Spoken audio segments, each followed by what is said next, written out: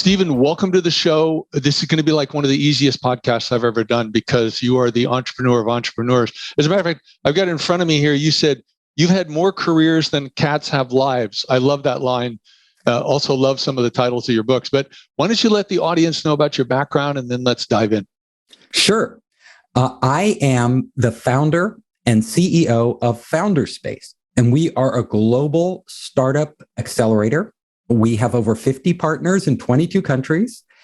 We work all over the world with entrepreneurs. So we fund entrepreneurs, we mentor entrepreneurs, we accelerate entrepreneurs. I've worked with literally hundreds of entrepreneurs.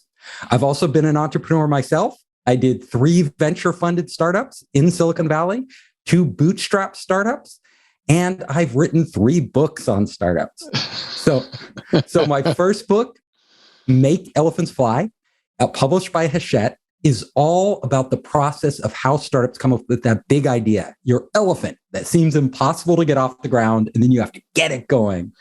My next book, which just came out last year, Surviving a Startup, published by HarperCollins, is all about how startups survive. Like most startups fail, 90% of startups fail. So what do you need to do? From my experience and from all the startups I've worked with, what are the essential things you need to do to break through and actually make it?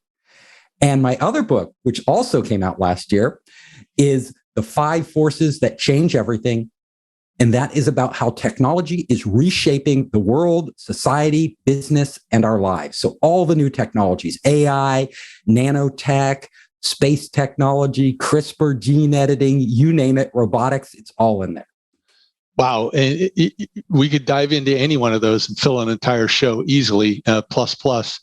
And I'm struck by the last one you mentioned about the technology, because some of the things that I'm following and watching, one of the interesting aspects of technology that I'm reading about, seeing, and seems logical to me, is that because we're interconnected more than ever before, socially, it's also having some negatives.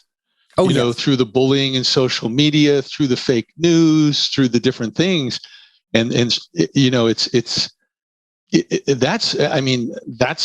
2-hour podcast conversation right there, just talking about how do we deal with that. And I bring up both the positive and negative implications of the new emerging technologies. And the first chapter of the book is actually mass connectivity, what you just talked about, like how we're becoming more and more connected. And if you think how it's profoundly changed our lives. Like all of us are glued to our phones. We can't go anywhere without our phones. I talked to somebody yesterday. He sleeps with his phone. He literally can't have it on the nightstand. That's a little too far away. So he cuddles his phone at night. But so this is where we're headed. What happens next? Like we are right now in the laboratory, we're working on brain-computer interfaces, and they work. They can actually read people's brainwaves and interpret those thoughts into actions that can be taken on the internet. What happens when we adopt this level of devices? What happens when VR and AR become much more immersive and much easier to access? How is that going to transform our reality, our existence? So yes, we could go really deep on that subject. I mean, and that's amazing. It's just occurring to me, which I'm surprised I haven't thought of this before, because I've thought of it in other areas, but it's almost like we need some very ethical people to create curriculum for middle school on up to teach kids how to balance the use of these devices and use them in ethical ways, in non-bullying ways, how to avoid porn, you know, and how not just to be so connected that I live based on whatever, you know, my likes are or whatever it might be, because they're not getting trained anywhere else except the media is just telling them you need more.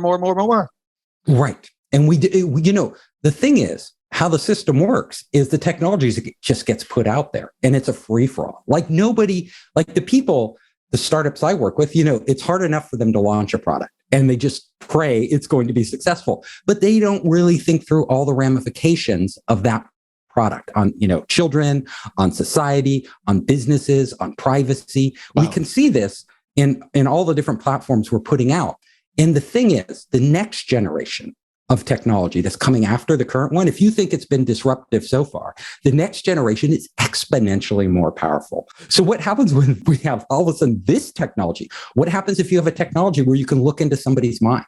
Like you're literally can look into their mind and start to read their thoughts, maybe start to exchange thoughts. How will that impact teenagers and the rest of us as this technology gets adopted, society in general?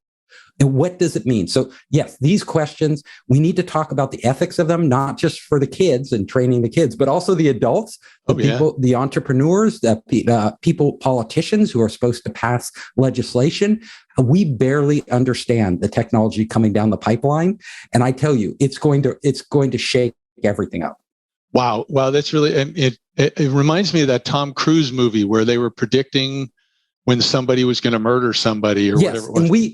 And so you know, they actually have software that they are using now in our US courts to determine whether prisoners should get parole. And this software is AI software. In the software, prisoners record and a massive amount of big data out there and decides whether this criminal is likely to commit another crime. And then it makes a recommendation to the judge or the parole board whether they should get parole or not. Isn't that like Minority Report? Oh, yeah. You know, we're basically, our AIs are getting so smart with big data that they can start to predict better than human beings can what actions another human being will take. But then do we want to be handing over, quote unquote, like with a parole board, your freedom to a machine, which is just looking at a massive amount of data?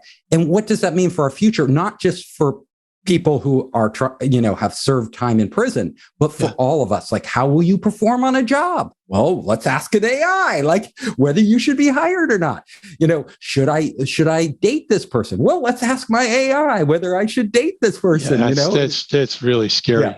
Yeah. It's really scary. That's where we're headed, though.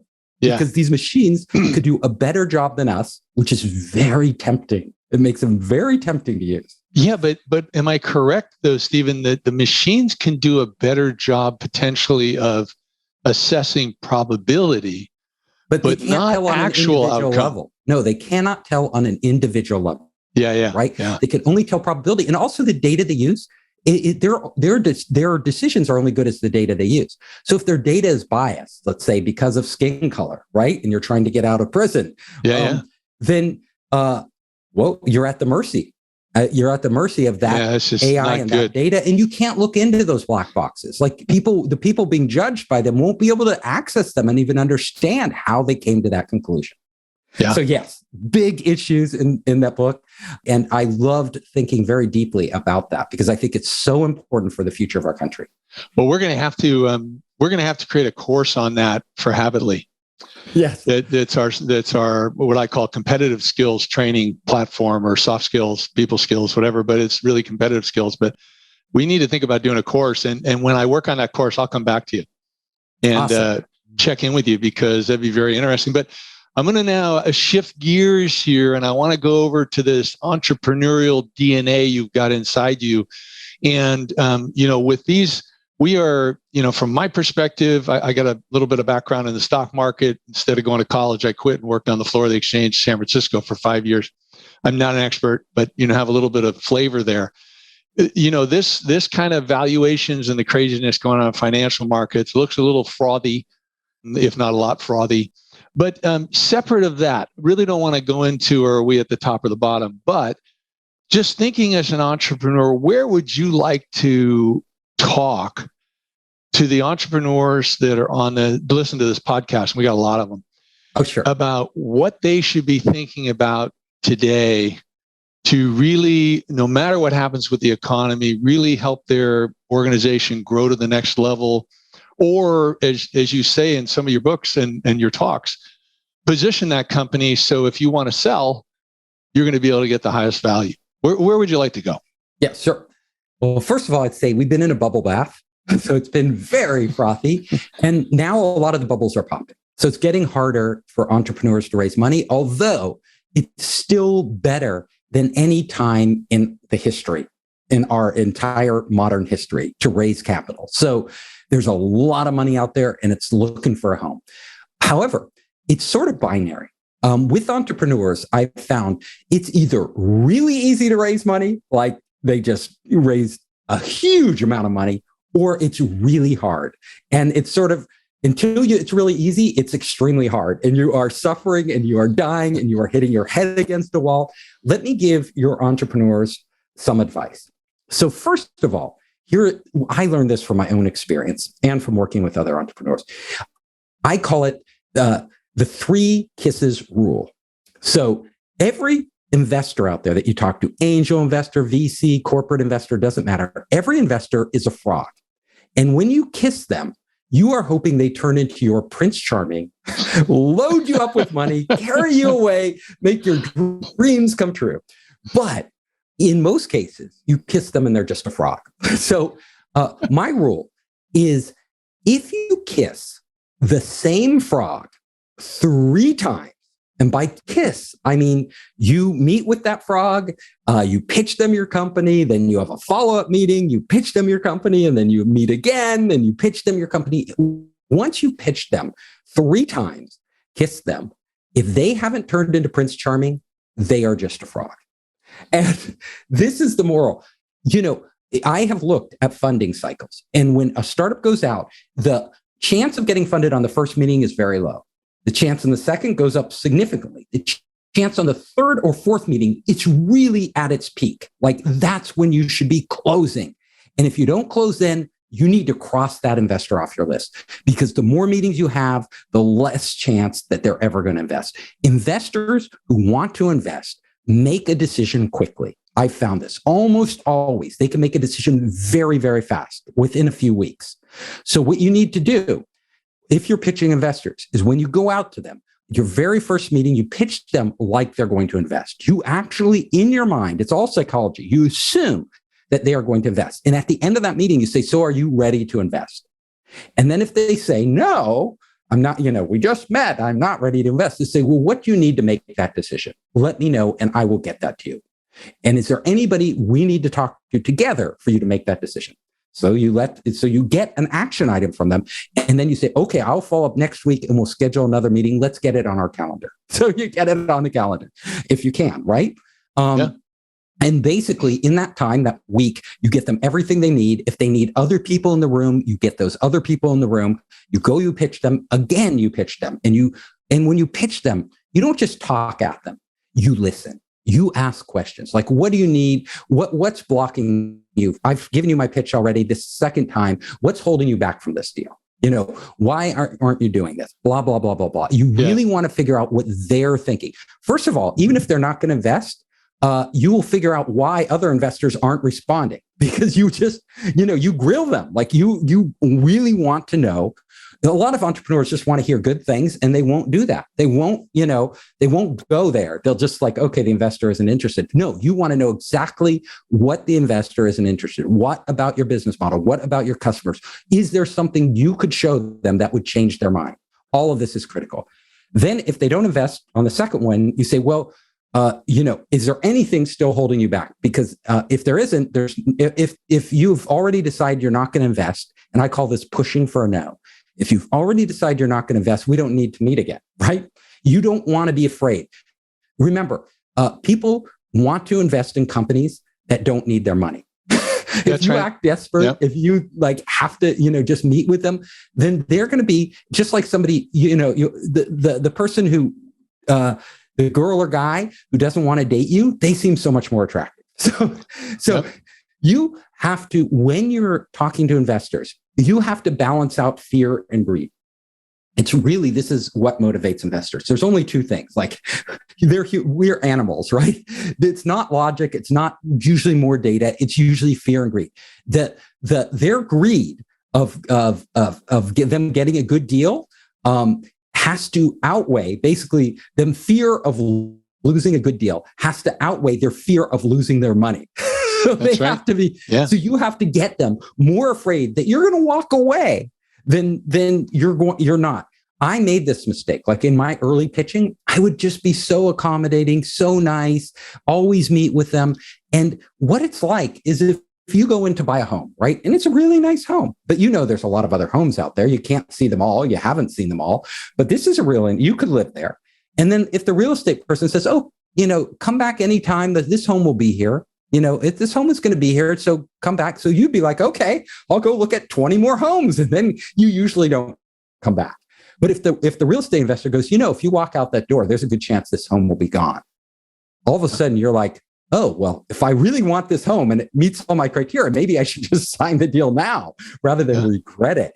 That's exactly what is going through the investor's mind. And you have to let them know you're talking to other people, you're really busy. You don't have to give details like on who you're talking to, but and in a lot of them will ask, well, if you get another person interested, we'll follow. We'll come in and let us in on the deal.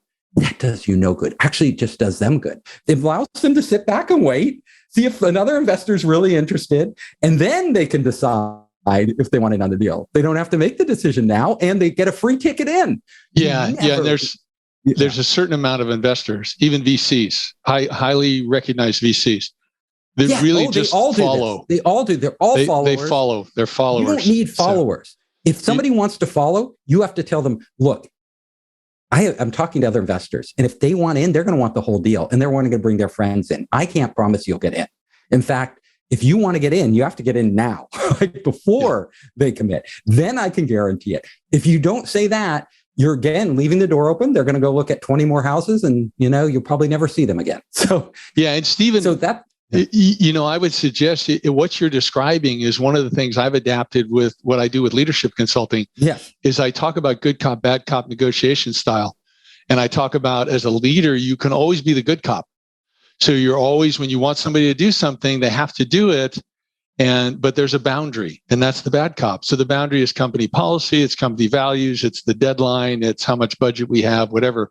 But there's always a bad cop. And in the same way, what you're describing is when you're pitching these people, you have to do it with a balance of humility plus confidence, where it's like a good cop. It's like, or you're good. Exactly. Arrogance isn't going to win. You're going to turn them off. So you don't want to seem like, I don't, what you want to seem like is, I really want to work with you. You're great. Exactly. You would be a great partner. However, we're super busy. I have other people who want to meet. I need a commitment from you by this date if I'm going to let you in. You don't never lie. This is another thing. Some investors resort to saying they do things like they'll say, well, I have other investors who are ready to put in the money tomorrow. And if, first of all, it's stupid. Secondly, it's immoral. But, they'll just wait. They'll usually say, okay, well, let's see them put in the money. And then when they don't, you end up looking like, they've just exposed that you were BSing them, So always, you don't have to be specific on any of the other stuff. Of course you're talking to other investors, right? If you're raising money, you're talking to other investors. You don't have to they may ask for the details and say, no. I can't give you, I don't give out the information. I wouldn't give your information out to other people. Like, I'm not going to tell them I'm talking to you unless you commit to investing. I'm talking to other people. So when you're ready to commit, let me know. You just keep it at that level. Yeah. The final thing is third meeting, you have to be prepared to walk away.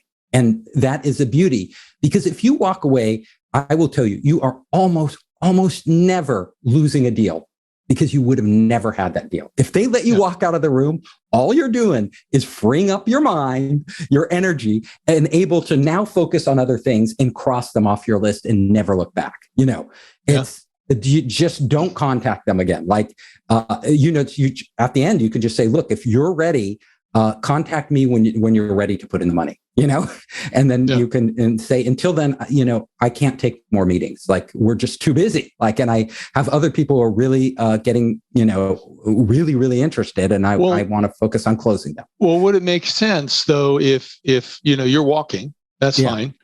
But then let's say you're trying to raise, just use a round number, you're trying to raise $1 million. It's like a first round type of deal. And you find 500,000.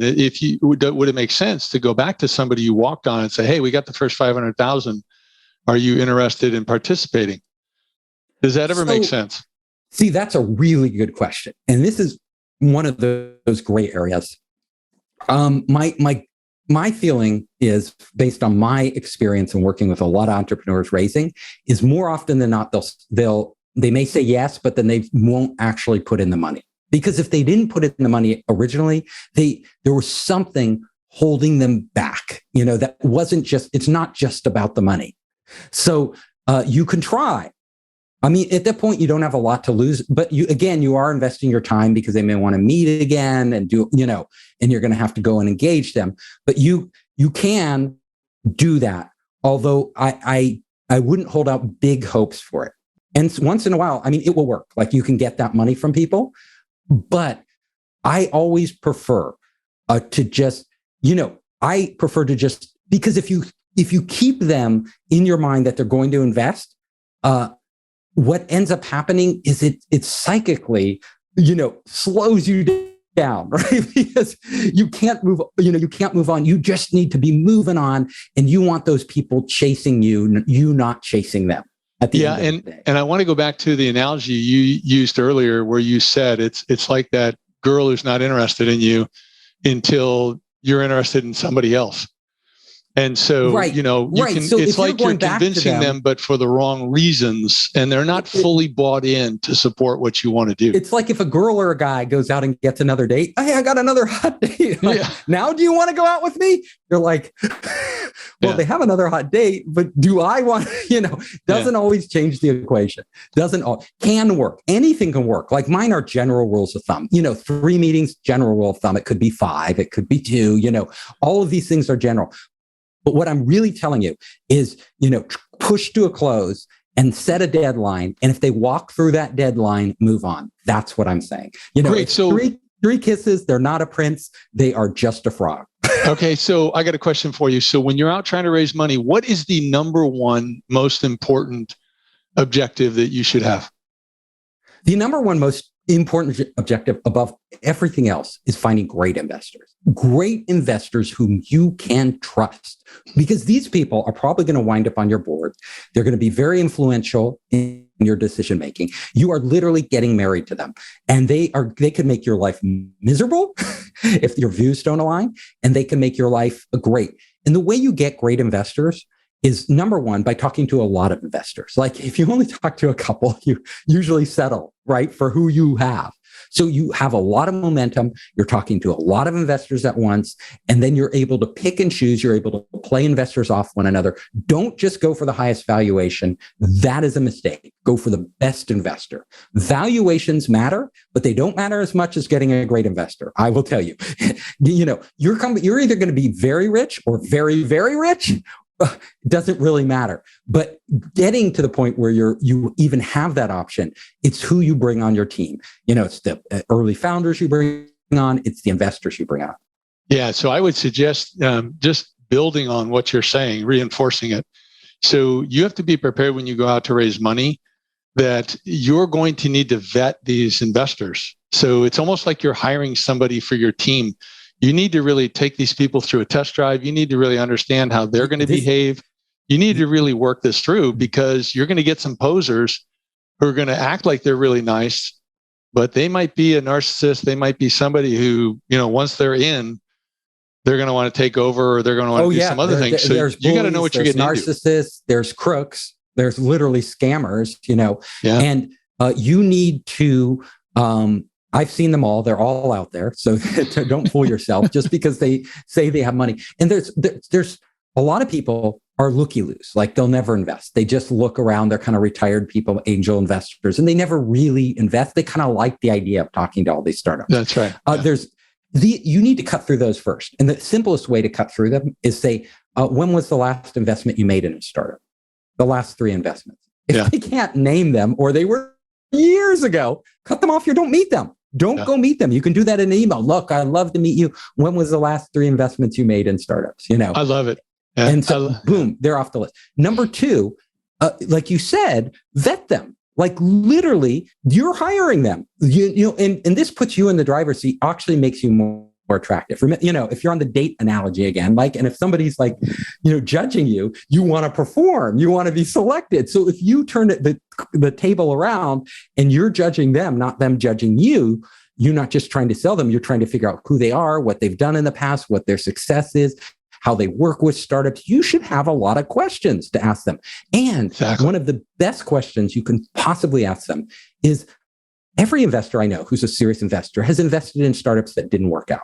Like, if they tell you, no, every startup I've ever invested has been a success, well, right there, that's a red flag. They're lying, or they're just like defied every odds in the book. Yeah. So what you want to say is, can you refer me to a couple of the startups that you've invested in that have failed? I want to talk to the CEOs, because you find out what somebody's true colors are when their company's failing. Like, when things are good, they can be super nice. But when a company's in trouble, were they a jerk? Were they an idiot? Or were they really, really nice? The more questions you ask of them, the more you can find out who they really are. Like, are they going to be open and disclose these things to you? Or are they going to cover them up? Like, if they're going to cover them up and not introduce you to people and not, do these things, you can be sure that there's probably a reason behind that. I was working with a startup recently, and I asked to see the startup's cap table. They wanted me to put in money. I said, just send me the cap table. They wouldn't send me the cap table. I was like, oh my God, cross off my list, right? Oh, yeah. Like, what are they covering up? Why won't they show me the cap table? They made some excuse. They never got me the cap table. These little things are huge telling signs.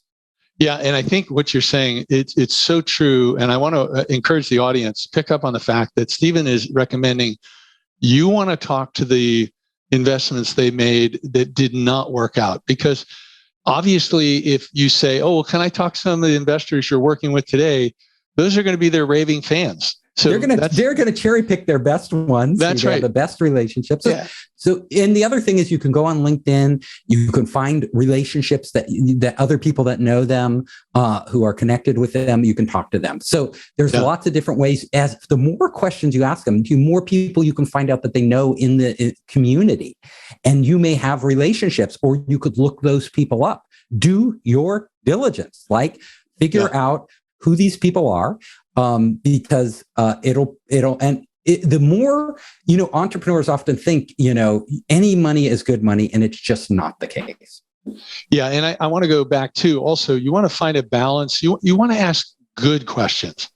It's not walking into the meeting and having 57 questions for a venture capitalist that has no time. Yeah. Okay. So you have to show that you can ask intelligent questions. And to use your analogy, Stephen, which I totally agree with, is think about it. When you're interviewing somebody for a job with your organization, and that rare individual who shows up, interviews well, but they also have some really good questions to ask you as a new person coming out, then you want that person as on your team, because you're like, these person they know what's going on. Right. They really understand. They're really sharp. And, you can ask them questions like, have you worked with other startups in my industry? Who are they? All of a sudden, they're giving you information. You can go contact those startups, right? Yeah. Have you been on a company, the board of a company that's failed, and what was that experience like? Boom. All of a sudden, oh, what company was that? Now you can go contact that person. You don't have to ask them directly for the name. They just gave you the company, and you can look up that person and who the CEO was and go contact that person. And you can learn their thought process. Like, are they blaming other people? How did they perceive the failure? Why did it happen? Because they're going to use those same patterns with you. Yeah. And you can also ask, like, what's the number one attribute you've seen in the startups you've worked with that have succeeded? Yes. Or you can flip it. What's the number one attribute that brought something down and crashed and burned? The other thing I'd suggest, Stephen, is underlying your number one objective of getting the best possible investors. Underlying that is, I would say, something you've alluded to but not said. Yes. Is that your process and what you're recommending, which I love, by the way, also says your number one or your number 1A objective is protect your time. Because you're going to go out and talk to all these people. And this 3 kisses method is just like, hey, if I don't got something going on by the 3rd kiss, I got to protect my time. I got to move on to something that's real. Your time, you got to do that. You said it. Your time is your most valuable asset. Yeah. Like, you have a limited amount of time. You could be putting it into your product. You can be putting it into engaging with customers. You can be putting it into fundraising. You don't want fundraising to take up all your time. So that your real business, which is getting customers and a product to them, a product or service, is suffering. And this is the dilemma most of us face when we're entrepreneurs. I've been there. Like, fundraising is hugely time consuming.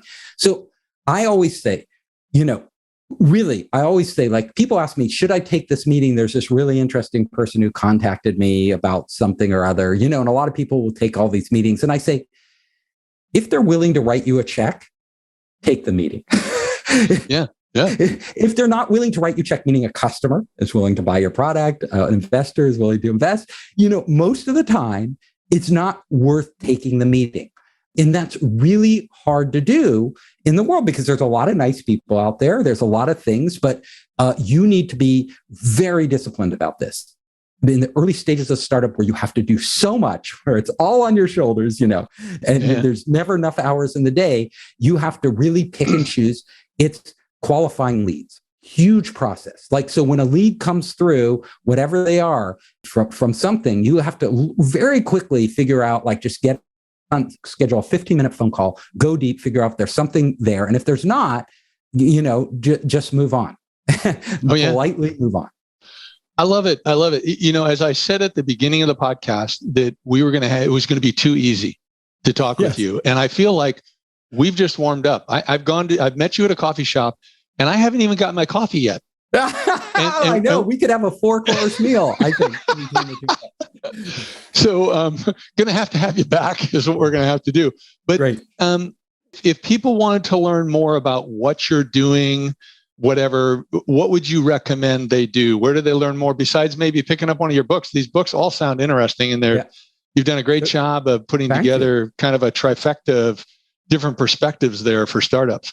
So my books and everything about me is available at founderspace.com, Founderspace.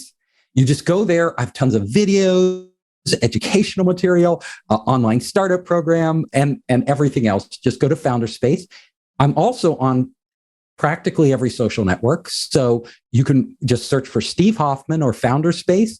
LinkedIn is a great one. You can find me on LinkedIn and we can connect there.